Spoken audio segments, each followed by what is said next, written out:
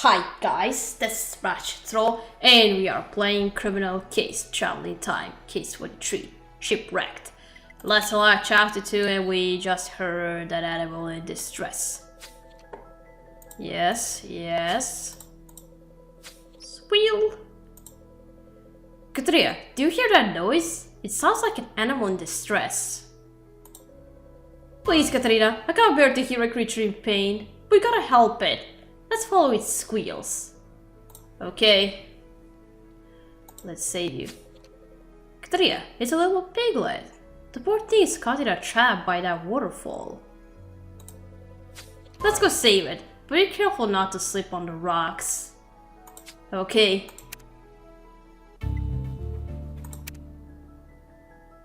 Okay, I played the puzzle crime scene, and that crime scene looks beautiful, I must say. Like a paradise.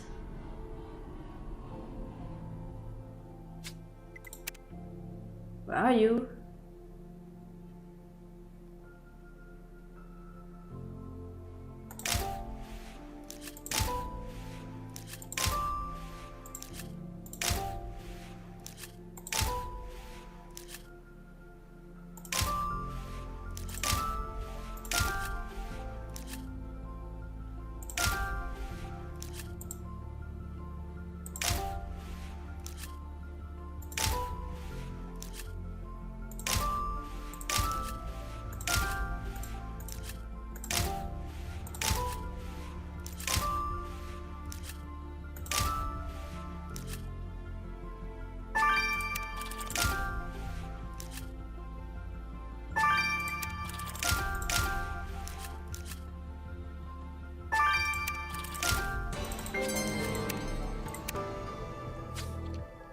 Oh, look at this little cutie.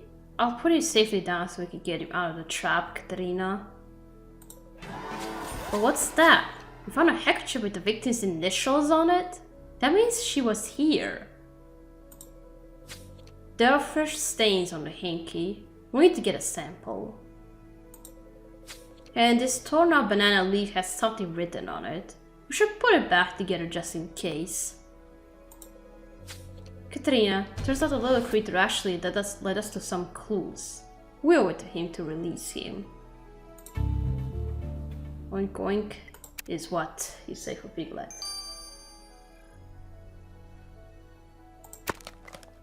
Okay, let's free him.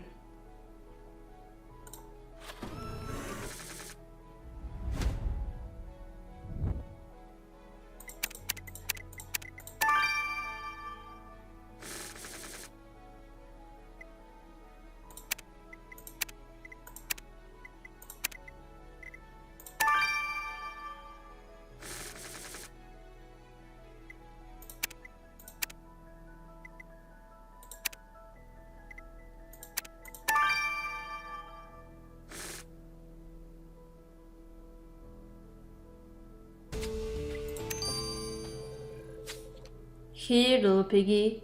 Get as far away from the trap as you can. Hey, that's my lunch you're about to let escape.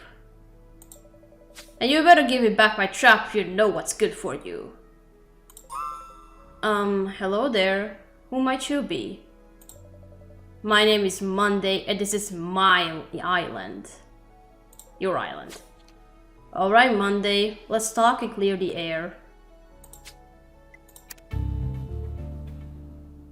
You say it's your island. Okay, now the handkerchief.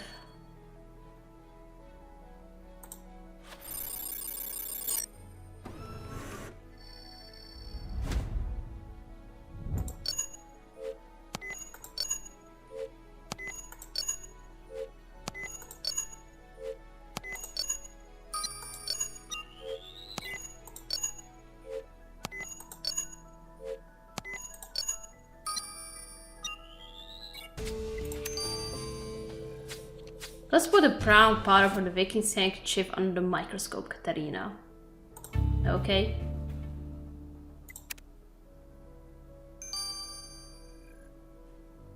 Okay, let's restore the leaf.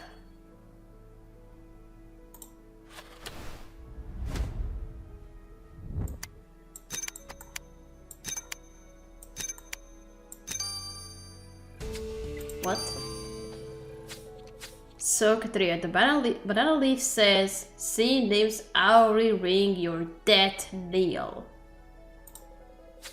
Death kneel? That sounds ominous, doesn't it? It's a long shot, but just in case this message is related to the murder, let's send it to Orlando.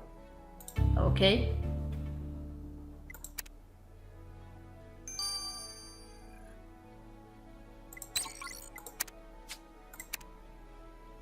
Okay, let's analyze the powder before talking to Monday.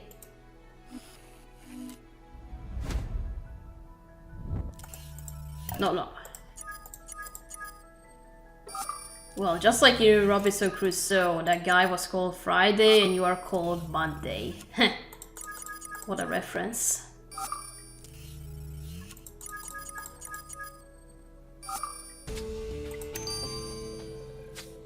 Katria, this brown powder we lifted from Evangeline Rousseau's handkerchief is cinnamon. But doesn't cinnamon only grow in Asian countries? So how did it get on an island in the middle of the Caribbean?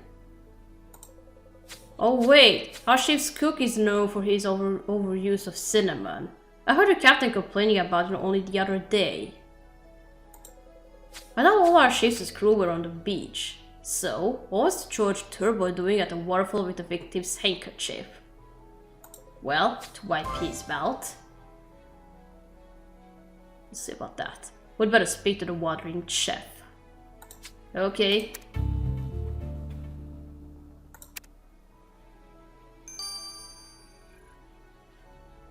Okay, let's go talk to Monday.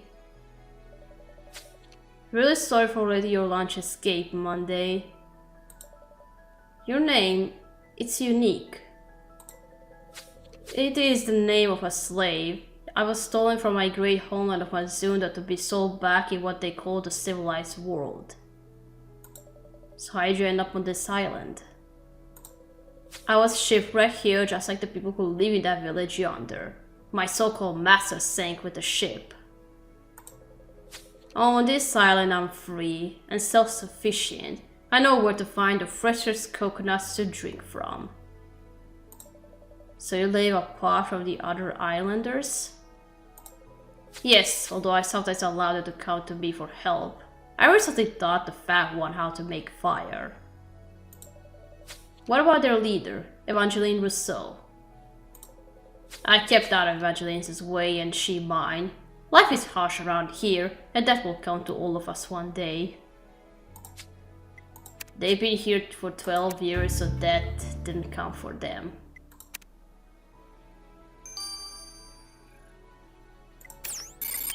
Okay, let's talk to our cook. Excuse us, Mr. Turbot. Can we have a word? Can't I have 5 minutes to enjoy my coconut water in peace and recover from the stress to survive our ship being smashed to smithereens? Just tell us what you were doing with the handkerchief belonging to our murdered victim, and we will leave you alone.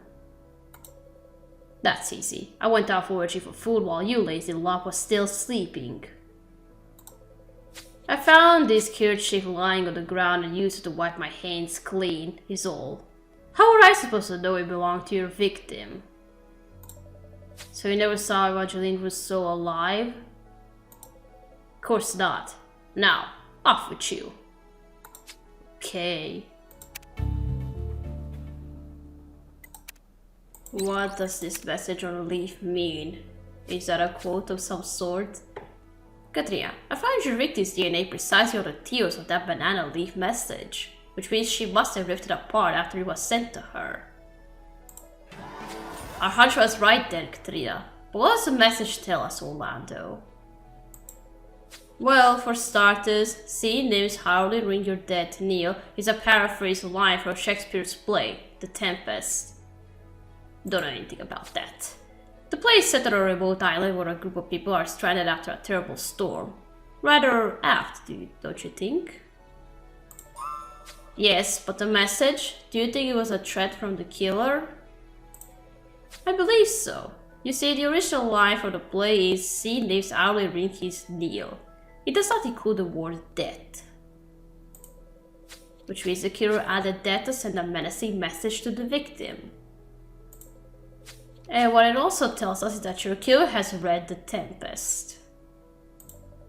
Well, the killer will learn the real meaning of a tempest when they are caught by us.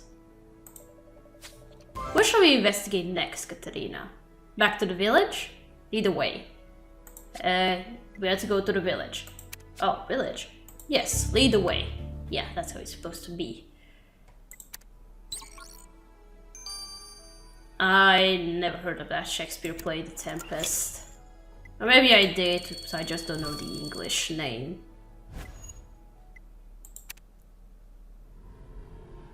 Oh, come on, in school, only thing we were supposed to read by Shakespeare is Romeo and Juliet and Hamlet. Nothing else.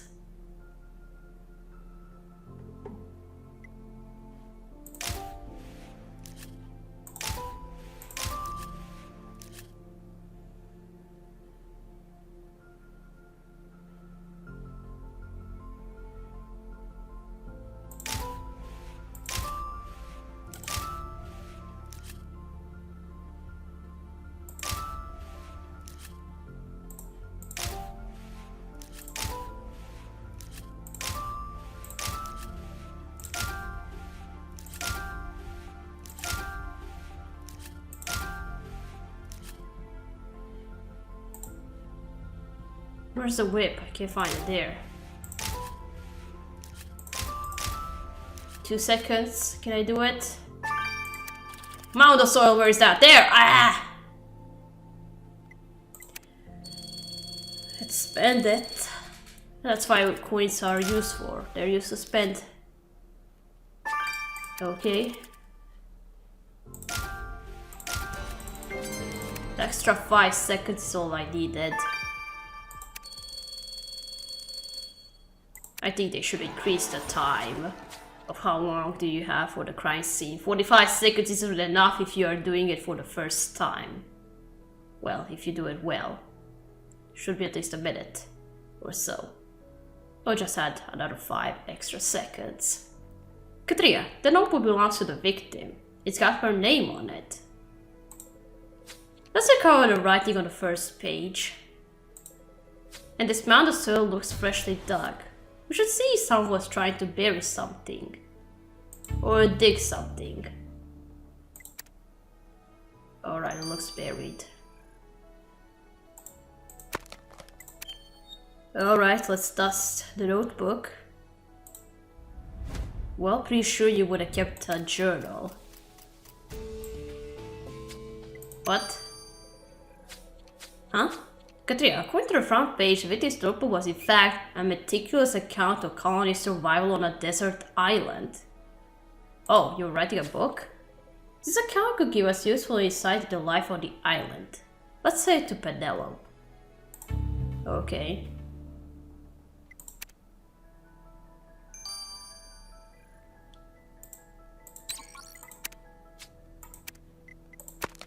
Okay, now let's dig whatever was buried here.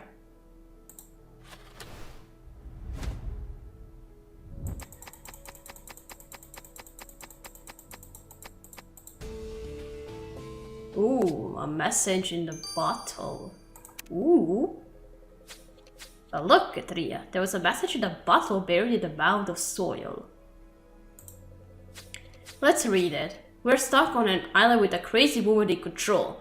It is imperative that you come and save us, Lord Montague. So this bottle message was written by Quentin Montague. He must be referring to the victim when he writes about a crazy woman being in control. You'd think she was crazy, eh?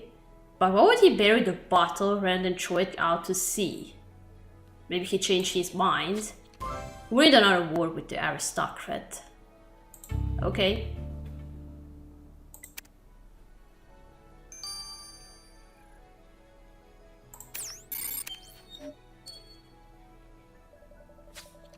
Lord Montague, we chanced upon your message in a bottle. Why did you call Evangeline Rousseau a crazy woman? And why did you bury the bottle instead of letting it float out to sea?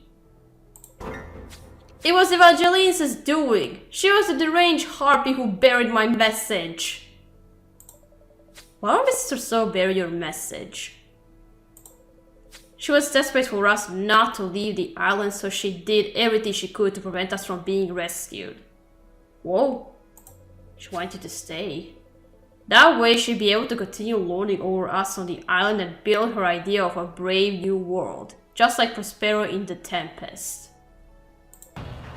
I'm a reportedly a highly respected man back in England, prior to Katerina, but Evangeline didn't care one smidgen about that. She made all the rules, all the decisions. It irked me to no end. You seem pretty angry about Mrs. Resource's actions, Lord Motegi. I sincerely hope you didn't harm her in retaliation. Okay. Let's see what's in this book. Hey Katerina, I know I should be stressed at everything about being stranded on this island, but I'm finding it all rather exciting. Well, I'm sure it will make for a pretty dramatic chapter in the book you're writing, Penelope. Speaking of books, why aren't you discovering the victim's account of surviving on the desert island? Well, Katerina, Evangeline Rousseau was clearly a stickler for rules. She'd even created her own 10 commandments for her PU society, including forcing everyone to pray every day and making them snitch on each other. Oh dear Moses. And get this, there was one islander that clearly annoyed the victim. Curly. Oh. Mrs. Rousseau wrote a bunch of comments about him, saying things like Curly is the weakest link and what a useless lump. Okay, it seems to be that she was a dictator of some sort. Wow, so the victim didn't think much of Curly. We should find out how he felt about this, Katerina.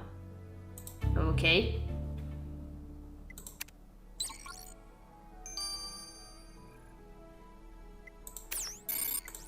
Alright, let's go talk to Curly. Alright, privateers. Got Mrs. Rousseau's killer yet? We're making progress, Curly. And we discovered that your leader didn't think very highly of you. Did you know she called you the weakest link in the island community? Didn't I just... It started with the woman teasing me here and there about my fatness. And then she wouldn't stop accusing me of stealing and eating all our provisions. She said it was the only way I could stay. So raw-toned. Every time that horrible Mrs. R saw me drinking from a coconut, she acted like I were Ariel from The Tempest, causing a banquet to vanish. She just wouldn't stop harassing me. It ain't my fault I can't lose weight even when I ain't eaten nothing prior to Katerina. Well, Curly, sound like Mrs. Rousseau bullied you terribly. Let's just hope it didn't provoke you into doing something unwise. Oh, but it could be you, man. Katerina, turns out our victim has some pretty strange leadership ideas. Not only did the victim make Curly mad by accusing him of eating all their food, but she also prevented Quentin Montague from trying to get rescued. We also discovered that George Turbot, the ship's cook, had found the victim's handkerchief while foraging for food, but he claims never to have met her. Then there's Monday, a former slave who... Oh, Captain. Privateer Katerina. I didn't think I'd ever see you again. Wait. Captain Shadrach, what happened to you? Wait, did you come out of the sea, like, right now? You were with us in the morning? You were with us at the beach? I don't remember, guys. Alright, we're gonna stop here. We're gonna continue playing in chapter 3. So, thank you for watching. Don't forget to leave a like to this video, and I'll see you again. Goodbye!